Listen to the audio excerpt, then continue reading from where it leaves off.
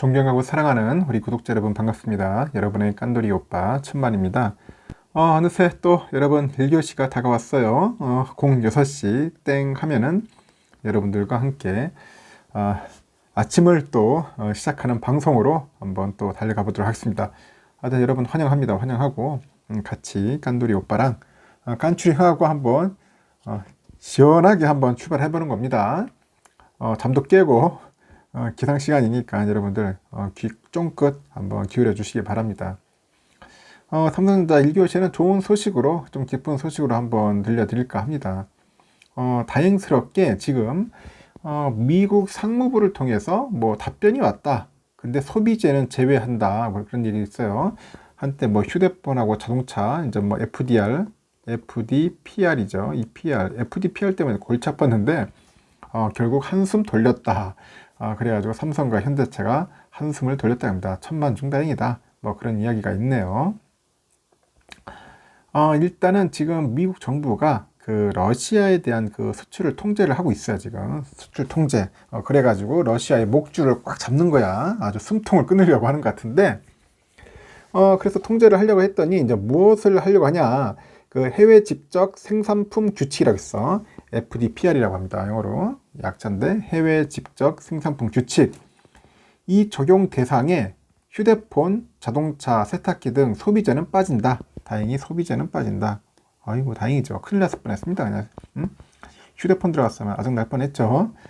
다만 미국이 러시아 수출 통제 그 제재 조처에서 예외를 적용해 달라는 그 우리 정부의 요청에 수출의 통제 수위를 높여야 가능하다는 입장을 재차 내놓은 만큼 전방위적인 그 FDPR 적용에 대비해야 한다는 그런 지적이에요. 지금 그 정부는 그 FDPR 그 면제국 지위 확보를 위해서 미국 정부랑 협의를 진행하고 있어요. 미국하고 계속 이제 뭐 통하는 거예요. 어쩔 수 없어요.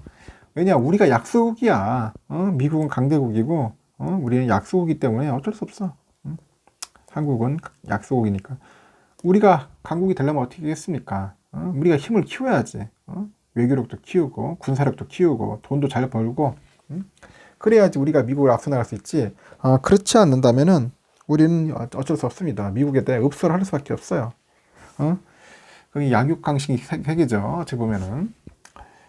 일단은 그 산업통상자원부에 따르니까 미국 상무부가 그 스마트폰, 뭐 완성차, 세탁기 등 이쪽은 FDPR 그 적용 대상이지만은 원칙적으로는 일반 소비자를 대상으로 한 소비재는 그 예외에 해당한다. 그런 입장을 받습니다. 예외.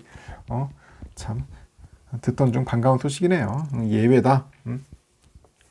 러시아 국방부 등 군사 관련 기관과 업체의 제품을 팔지 않는 이상 소비재는 그 수출 제재 대상에서 빠진다는 뜻으로 삼성전자나 현대차 등은 제가 말한 것처럼 한숨 돌릴 수 있게 된 거예요. 그래서 현대차가 주가가 좀 오르는 것 같더라고요. 보니까 그 FDPR은 미국이 아닌 제3국에서 만든 제품이라고 해도요, 미국의 기술이나 그런 소프트웨어를 활용해 가지고 그 생산한 경우에는 그 러시아의 수출 가능 여부를 미국 정부로부터 허가를 받도록 해야 돼. 허가를 받아야 돼.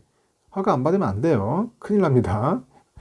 그래서 이제 우리 기업 입장에서는 그 건마다 뭐 수출 심사를 이제 미국 정부로부터 받아야겠지. 뭐 어쩔 수 없어요.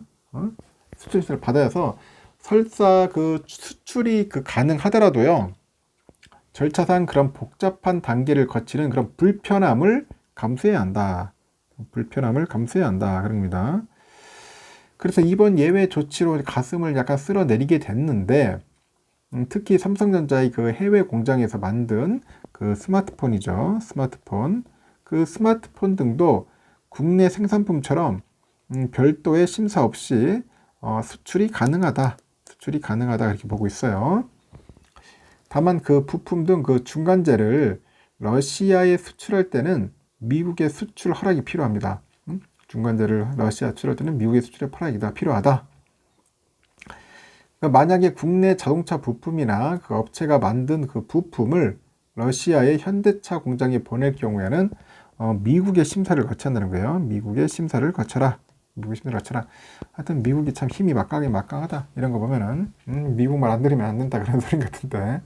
하여튼 그렇게 해서라도 지금 러시아를 어떻게 해서든지 통제를 하려고 하는 것 같습니다. 제재를 하려고. 이와 관련해 가지고요. 이제 대한상공회의소에서 우크라이나 사태에 따른 그 미국과 EU 등의 대러시아 제재 주요 내용과 영향이라는 그런 주제로 온라인 세미나를 열었다고 하네요. 온라인 세미나를 열었는데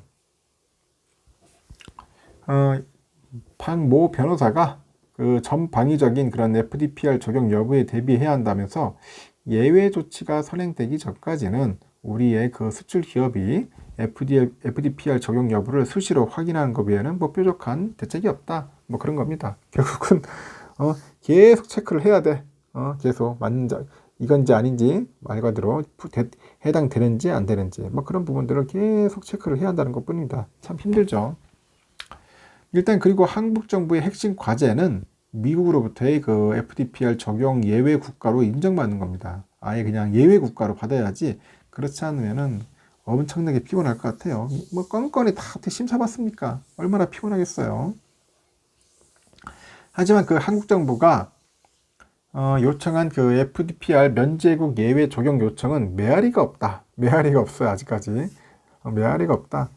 미 상무부는 그 산업부에 대러 FDPR 그 면제국에 포함되기 위한 조건은 미국 등 그 국제사회와 유사한 수준의 그 대러 수출 통제를 자체적으로 뭐 실시하는 것이다. 그런 겁니다. 그래서 거듭 밝혔고 우리 정부의 그 수출 통제 수위가 미국이 원하는 수준에 미치지 못한다는 뜻을 내비친 것으로 이렇게 풀이된다고 하네요. 보니까. 그래서 현재 미국의 고강도 제재 보조를 맞춰가지고요. 대러시아 독자 제재에 나선 그 유럽연합이죠. EU 27개국하고 그 호주, 캐나다, 일본, 뉴질랜드, 영국 등 32개국은 FDPR 면제국이 됐는데 한국은 제외됐어. 도대체 어떻게 된 거야? 왜 한국이 제외됐냐고. 옆에 옆나라 일본은 돼. 면제국이야 또. 이런 거 보니까 그 고강도 제재 보조를 맞출 때 우리가 제대로 안 한 것 같아요 그때. 응? 제대로 우리도 같이 따라 했었는데 어리버리 하다가 결국은 튕겨난 거야. 그래서 지금 보니까 그 산업통상부 통상교섭본부장도 멕시코 출장 일정 중 급히 미국으로 향했는데 이 본부장이 그 이번 방미를 통해 가지고 미 정부 관계자하고 면담을 통해서 FDPR 그 적용 예외 등을 재차 요구할 계획이라고 합니다. 산업부 관계자도 우리 정부도 대러시아 수출 통제에 동참한다고 밝힌 만큼 미국에서 역외 통제를 할 이유가 없다 그런 것 같아요. 그런데 우리는 제외가 됐다. 정부 책임이 많아요. 내가 볼 때는 정부가 똑바로 안 했기 때문에 미국에서 딱 나가리 시킨 것 같습니다. 보니까 이거는 기업의 문제가 아니라 정부가 제대로 못한 거예요. 대응을. 아니 옆에 보면 뉴질랜드, 영국, 일본, 캐나다, 호주 이런 거 다 됐는데 왜 우리는 빠져 있냐는 거죠. 그래서 이렇게 외교가 참 중요한 것 같아요.